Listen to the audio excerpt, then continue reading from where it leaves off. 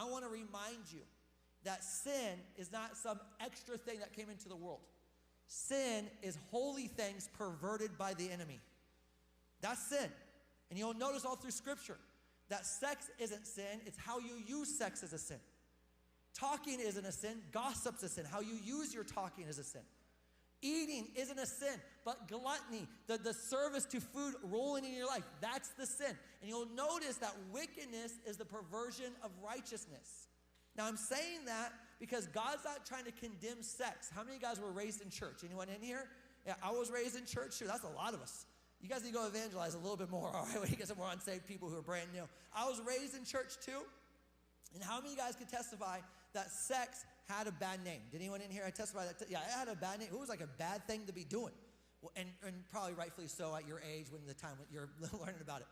But no, it was like a bad name. But I want to say this, sex isn't bad. Sexual immorality is, and this is what Paul says before we talk about marriage, because he's addressing this.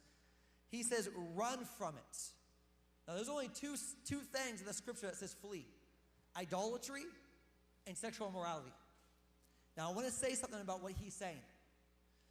When he says flee, he is not saying, have a good defense against it. That's not what he's saying.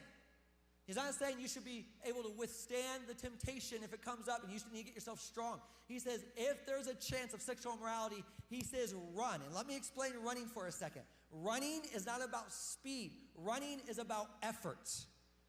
And the scripture says, with all your effort, get away from sexual immorality. With all your effort, get away from sexual immorality. And he says, because it affects your whole body.